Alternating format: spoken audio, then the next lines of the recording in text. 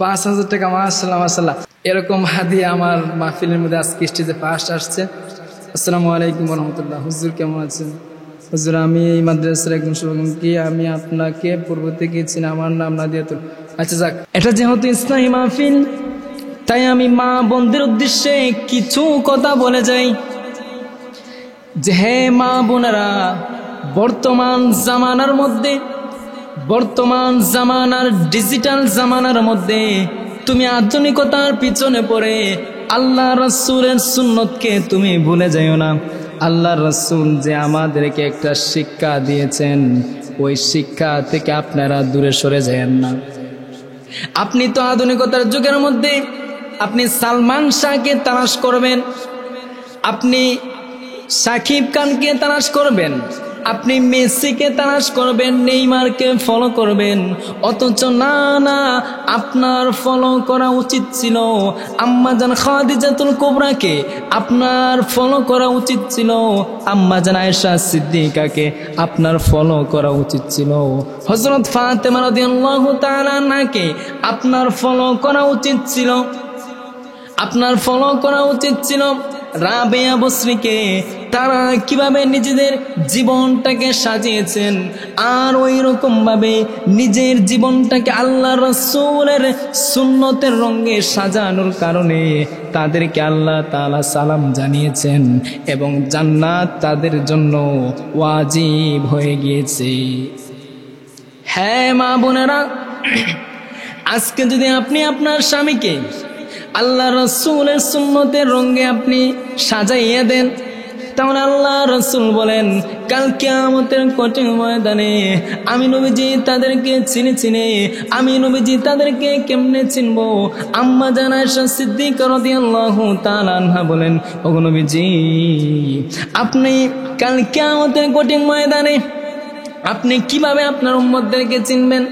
আল্লাহর নবী বলেন, তারা যে উজু করবে, উজু করার সময় যে তাদের অঙ্গগুলা দৌত করবে, ওই অঙ্গগুলা কাল কিয়ামতের কঠিন ময়দানে নূরের আলো আলোকিত হতে থাকবে। আর আমি নবী দেখে চিনে তাদেরকে জান্নাতে নিয়ে যাব। আল্লাহ রাসূল বলেন যে 1000 গুড়ার বীরে যদি একটা গুড়া থাকে যে চান কপাল, অর্থাৎ কপালের মধ্যে সাদা চিহ্ন, তাহলে ওই গুড়াটাকে সবাই চিনবে। ঠিক তেমনি ভাবে আমার উম্মতের মধ্যেই যারা আমি নবীর বাতনানো তরিকা অনুযায়ী যারা নিজের জীবনটা পরিচালনা করবে, নামাজ পড়বে, উজু করবে, ওই অঙ্গগুলা নূরে আলোকিত হতে থাকবে। আমি নবী লক্ষ লক্ষ কোটি কোটি উম্মতের মাঝে হাসরের ময়দানে তাদেরকে চিনে হাতে ধরে জান্নাতে নিয়ে যাব। সুবহানাল্লাহ। এজন্য আমি মা বোনদেরকে বলি, আপনারা নিজেদের জীবনটাকে সুন্নতের রঙে সাজান। আপনারা আপনাদেরকে পর্দার আড়ালে আরো নিজেদেরকে বেষ্টন করে রাখুন। কারণ একটা মেয়ের সব থেকে বড় জিনিস হলো তার পর্দা, তার আবরণ হলো পর্দা। সে তার আবরণকে ধরে রাখবে, সে তার আবরণকে রক্ষা করবে। হ্যাঁ, চিনির বস্তার মুখ যদি খোলা থাকে তাহলে পিঁপড়া তো এমনি আসবে, ওই সময় পিঁপড়াকে দাওয়াত দিয়ে কেউ আনতে হবে না। আর চিনির বস্তার মুখটা যদি বাঁধা অবস্থায় থাকে তাহলে পিঁপড়া কোনোদিন আসবে না। আপনি যদি রাস্তাঘাটে উলঙ্গ হয়ে চলেন তাহলে তো মানুষ আপনাকে শীষ দিবেই, রিস্কাওয়ালা আপনার দিকে তাকাবে, ওই বকাটের গাঁজাখোর মদখোর ওই সমস্ত বাজে ফুলাপান তো আপনার দিকে তাকাবেই। কারণ আপনি ওই চিনির বস্তার মতো আপনার মুখটা আপনি খুলে দিয়েছেন।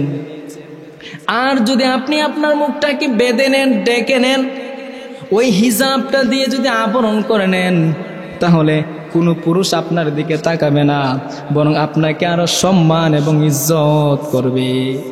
পর্দা, এই পর্দা রক্ষা করতে গিয়ে হাকিম আল্লামা আশরাফ আলী থানভী রহমাতুল্লাহি আলাইহি লিখেছেন, উনি বলেন যে চেঙ্গিস খান মুতাসিম বিল্লাহর সাথে যুদ্ধ করেছে, সেই যুদ্ধের মধ্যে মুতাসিম বিল্লাহ পরাজয় করেছে আর চেঙ্গিস খান কি বিজয় লাভ করেছে।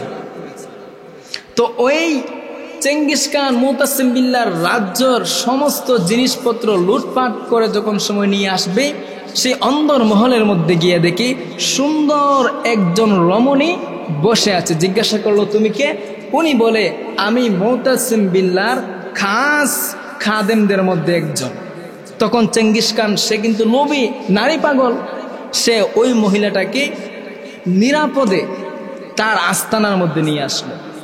তার রাজত্বর মধ্যে নিয়ে আসার পরে সে ওই মহিলাকে, এত সুন্দর মহিলা, সে বলে, শুনো, আমি একটা রাজা, আমি অনেক রাজার রাজকন্যাদেরকে দেখেছি, আরো অনেক হাজার হাজার নারীদেরকে দেখেছি, কিন্তু তোমার মতো সুন্দরী নারী আমি আর দেখি নাই। এইরকম ভাবে তাকে বলতে লাগলো।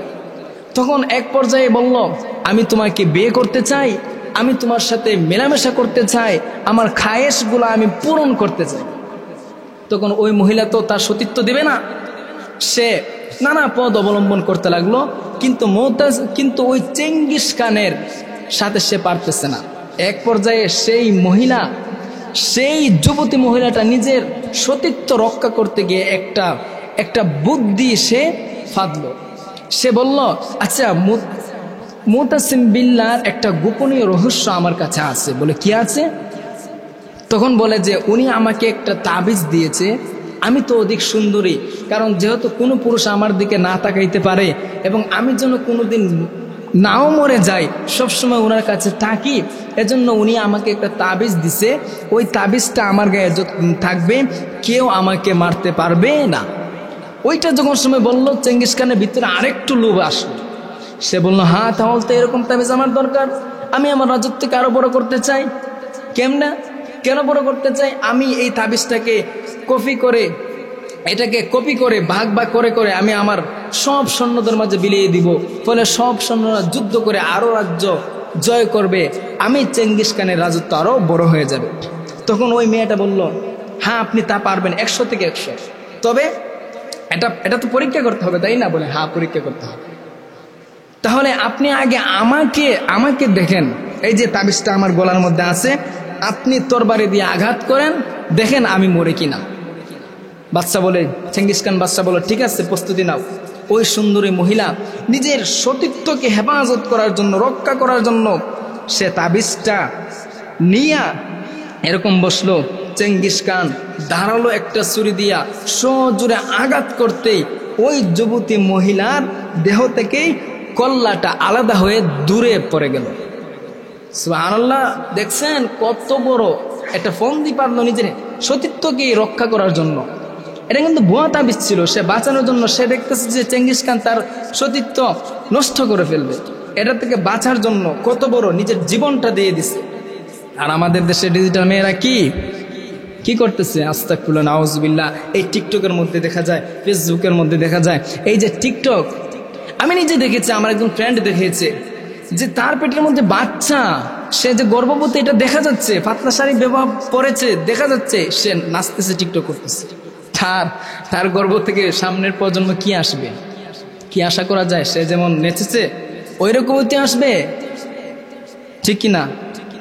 হ্যাঁ, এজন্যই আমি মা বোনদেরকে বলি, আপনারা আপনাদের জীবনটাকে খাদিজাতুল কুবরার মতো সাজান, আপনাদের সন্তানদেরকে কোরআনের শিক্ষায় শিক্ষিত করুন, মানুষ করুন, দেখবেন যে আপনার জীবনটা রঙিন হয়ে যাবে, আপনার ফ্যামিলিটাও হযরত আলী রাদিয়াল্লাহু তাআলা আনহুর ফ্যামিলির মতো হয়ে যাবে।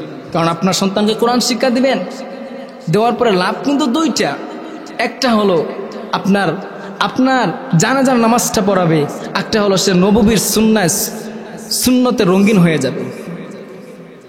যখন সময় আপনি মারা যাবেন, তখন সময় আপনার লাশটা নিয়ে সে সামনে দাঁড়িয়ে আছে, আল্লাহু আকবার বলে তাকবীর বেঁধেছে, আপনি সামনে আপনার সন্তান আপনার জানাজার নামাজ পড়াচ্ছে, আল্লাহু আকবার বলতেই সঙ্গে সঙ্গে চোখ দিয়ে টকবক করে পানিগুলা পড়তেছে। আল্লাহ ডাক দিয়ে বললেন, হে ফেরেশতারা, কি এটা কান্দে কেন? ফেরেশতারা বলে, মালিক, যে শুয়া অবস্থায় আছে মাইয়িত, আর যে জানাজা পড়াচ্ছে, এই জানাজা পড়ানোওয়ালার ব্লাড এই মাইয়িতের গায়ের মধ্যে আছে। আল্লাহ বলেন, হ্যাঁ তাই তো। ফেরেশতারা বলে, এজন্যই সে কান্না করতেছে, ব্লাড থাকার কারণে ব্লাডে সে কান্না করে। আল্লাহ বলেন যা আমি মাফ করে দিলাম, সুবহানাল্লাহ। সঙ্গে সঙ্গে সে জান্নাতি হয়ে গেল, সন্তান তার জানাজার নামাজটা পড়ানোর কাজ। এজন্য আমরা চেষ্টা করব।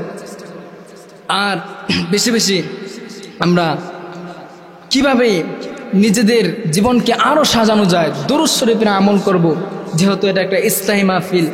আর এখানের মধ্যে খাদিজাতুল কুবরা ওয়াস সুন্নাহ মহিলা মাদ্রাসার মধ্যে আমার ভাই দাওয়াত করেছেন, আমি এসেছি। আল্লাহ পাক আপনাদেরকে কবুল করুক, আমাদেরকে কবুল করুক। আর হ্যাঁ, এটা কি ভিতর থেকে আসছে? আরে টাকা, আর আচ্ছা এটা এরকম হাদিয়া আমার মাহফিলের মধ্যে আজকে স্টেজে ফার্স্ট আসছে। আসসালামু আলাইকুম ওয়া রাহমাতুল্লাহ। হুজুর কেমন আছেন? হুজুর আমি এই মাদ্রাসার একজন শুভাকাঙ্ক্ষী, আমি আপনাকে পূর্ব থেকে চিনি, আমার নাম নাদিয়াতুল। আচ্ছা যাক, আপনি কি টাকা দিচ্ছেন? এত টাকা